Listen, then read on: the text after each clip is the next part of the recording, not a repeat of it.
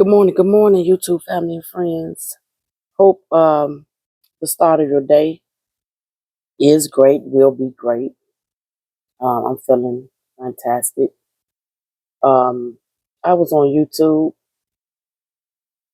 just scrolling down my timeline, and I found something that I found to be interesting because although Mr. Robert Sylvester Kelly has been muted and has started to speak, he's only, in my opinion, speaking on things that he's discussed with his attorney, and she gave him the okay to speak on it. So it's a lot of stuff he may want to say that he cannot say at this time. So I thought it was interesting that people that have been incarcerated with him have had conversations with him. So here's one of the conversations. So I thought I would share it. I thought it was for R.Kelly fans and supporter. I know you all will, enjoy it or be interested by it as myself was. Just give me 1 second. Let me flip it over. Stop, and there we go.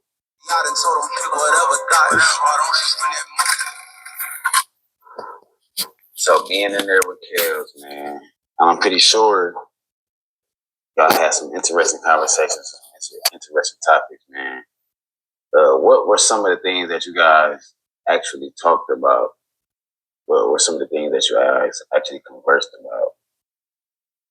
Well, one of the things is,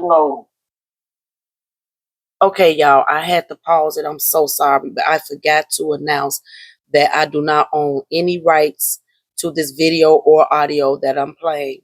This goes out to Juice Talk TV. That's who owned the rights to this, Juice Talk TV. Shout out to Juice Talk TV. Now, I'm going to rewind it just a tad bit so we can get right back into it, y'all.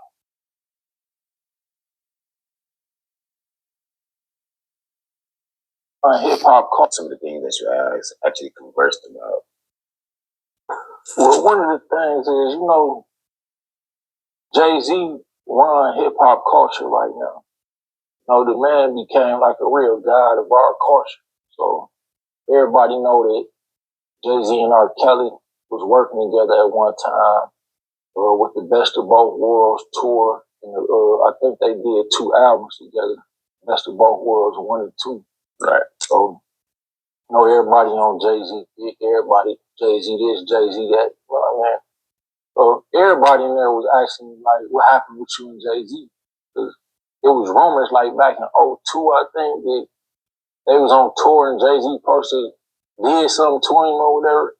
So I wasn't the only one asking me about that shit, but I was one of the ones that was more so close to him, so.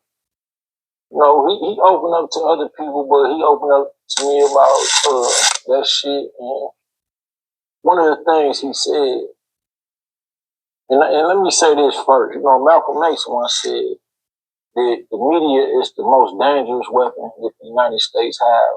And he said it's because they can make the innocent look guilty and they can make the guilty look innocent. Mm. And what he meant by that is if Juice Talk TV control the media, right, and you mad at me because I fucked your bitch, right?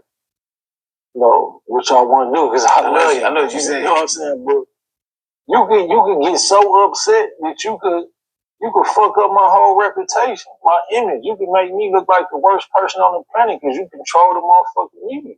And this media shit, everybody, whether it's social media, TV, or reality show, everybody believe the shit that they see in the media. Mm. So if the media starts saying R. Kelly a pedophile, you know what I'm saying, or whatever, they did the shit to R. Kelly, they did the shit to Bill Cosby, they did the shit to Mike Tyson, they did the shit to Tupac, they did the shit to Kobe Bryant, you know what I'm saying? Like, y'all ain't catching on. You know what I'm saying? Like, what the fuck? Then they killed Kobe. You know what I mean? Y'all ain't catching on. But my thing was, look, I'm not judging you because I know how they do powerful black men. So I asked him about the shit with Jay-Z. And just to sum it up, man, like he basically was saying, you know, Jay-Z with that organization. You know what I mean? Jay-Z, some people say shit about Illuminati. You know, Illuminati is up here, but they got organizations under them who running the music industry. So I want to say Jay-Z with the Illuminati, because I don't know if he that powerful yet, but I believe what Kells told me as far as niggas like Jay-Z fuck with them. You know what I'm saying? And like Tory Lanez that he had just came out when they convicted him for this shit with Megan Thee Stallion.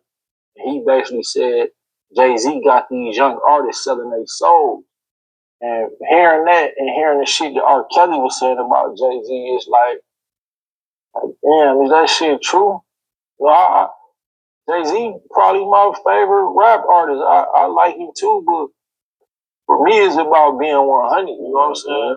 I don't give a fuck how much money you got or how everybody else on your dick. If you ain't 100 based on my principles and standards, then nigga, fuck you, you know what I mean? So I took R. Kelly's side because I believe what he was saying, even with the shit with Aaliyah. You know what I'm saying? You gotta think about this. Everybody bashing him about fucking with Aaliyah when she was young. But then you gotta think about Jay-Z was fucking with Foxy Brown when she was the exact same age. So why ain't nobody saying nothing about that? You know what I mean, bro? No, that ain't my business. That's another story. Just, you know, when you're in jail, everybody got a story. You want to hear that shit? It'd be interesting. So was that some of the things that Kells was talking about? You know, the Aaliyah situation. Yeah, that's another. You know, what I just explained about Jay-Z was one of the things. You know, he talked about Aaliyah, but he basically felt like, because you know, Aaliyah people put her on Kells, and they put her on him in a way that it was like this. That's you. Wow. You know what I'm saying? So that's when they say they gave her away. That's what they mean, basically. Yeah, even them other girls that they were saying underage, bro, like they parents was like, man, you know, take her under your wings. You know what I'm saying? Do whatever you want to do with her. Just all that money you making off these songs. You know what I'm saying? Just cut us in. So I did all that just to turn their back on them. Yeah, I ain't saying that it was good, because I want to fuck a 17-year-old. Yeah. But at the end of the day, I'm a realist. It's 17-year-olds out here looking 23. You know what I mean? So, but if she tell me she's 17, okay, I gotta fall back. You know what I'm saying? If she 18, then yeah, I might be legal. I can't go to jail for that. You know what I mean? But that's just that shit going on though. When I was 14, the females who was 14, I was talking to, I was tripping when I was finding out they was fucking with my OGs who 25 and shit. You know what I'm saying? So this shit go on. That's why I'm not the one who gonna judge kids. I've been seeing this shit go on all my life.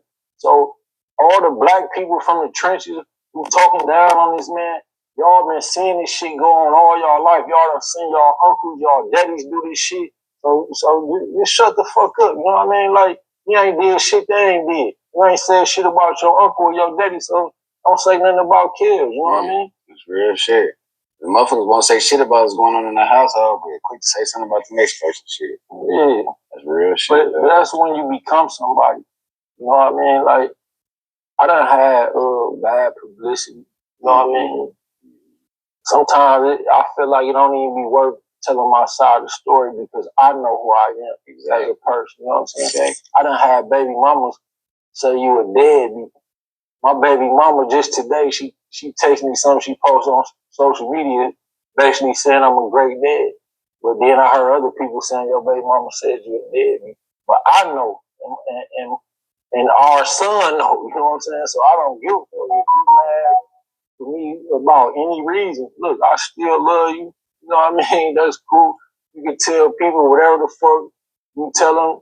That's cool. But I know who I am and what's going on, and my son knows. So all them rumors and shit, I don't be getting no fuck about that. You know what I'm saying? I know. Everybody close to me know, and everybody who's around, they really know. If they feed into the rumor, they just don't like me anyway. You know, I probably really fucked they bitch or something. You know what I'm saying? I probably really shot them.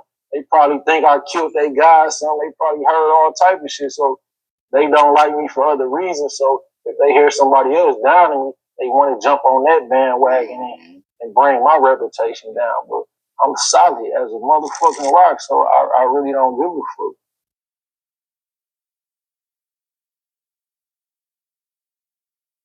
So y'all got that? Now, everything that man said out of his mouth is what and how I've been thinking from the very beginning of this thing. I always thought that Jay-Z was the corporate or one of the corporates. I always thought this devil ass media, you know what I'm saying, did their part. Then they got these black women, girls, whatever you want to call it, to do their part. And then it's just that we as a people let them just put anything in our minds and we believe it. And although, like this man said, some of these things have some truth to it, but who are we to judge? I know people personally that have dated women younger, much younger. You know what I'm saying? Um, I know a couple right now to this day. They might see this video too, so I'm not gonna say their name, but I've said it before. He's 62 and she's 29. Nobody's saying enough. What's to be said? You see what I'm saying? So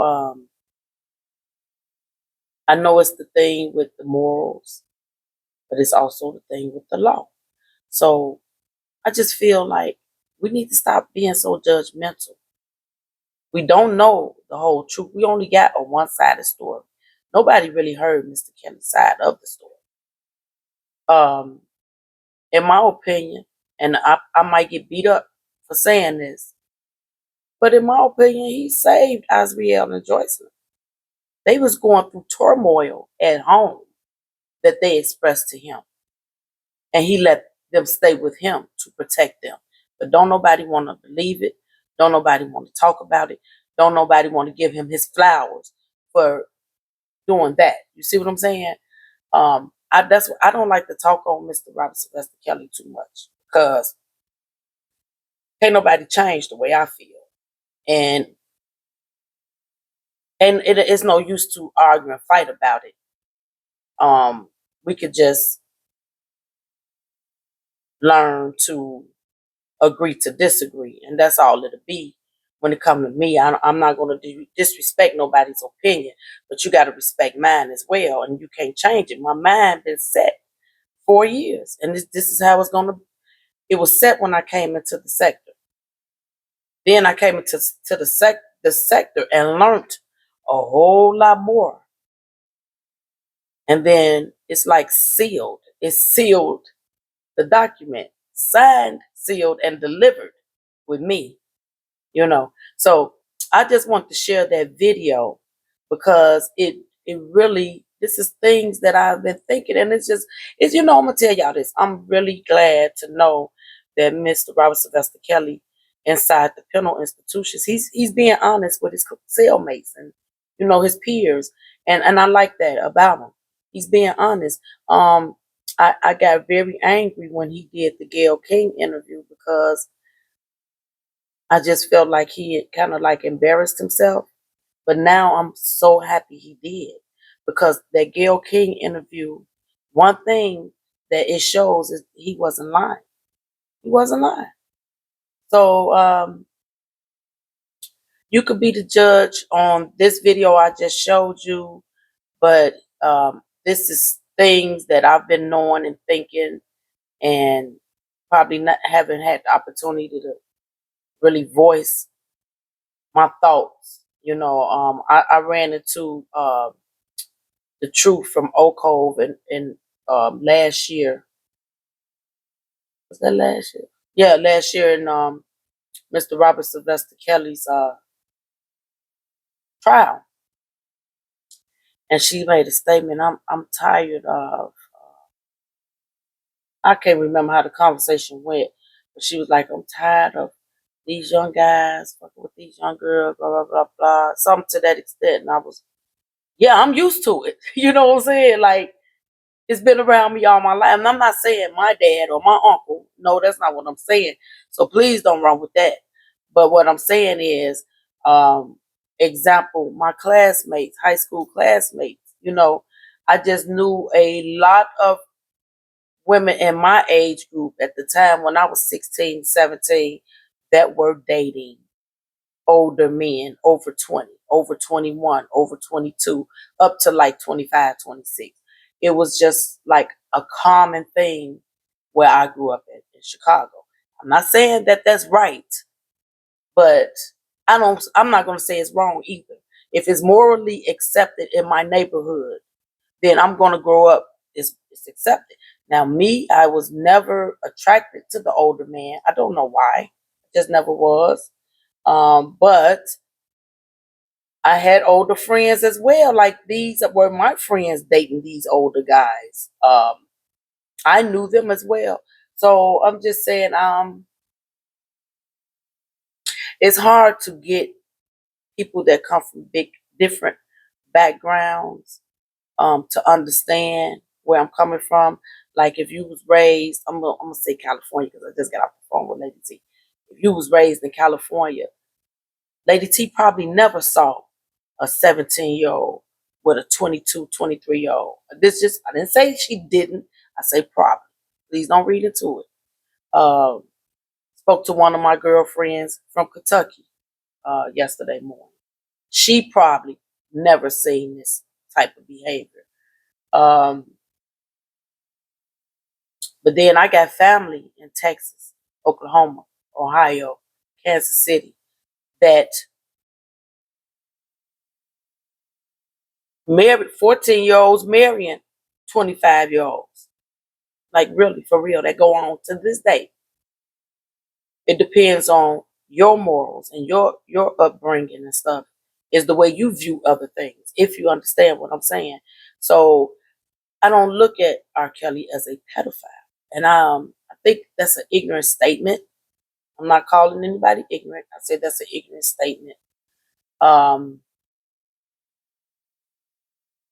I'm not gonna get into all that, but that's an ignorant statement. He's not a pedophile.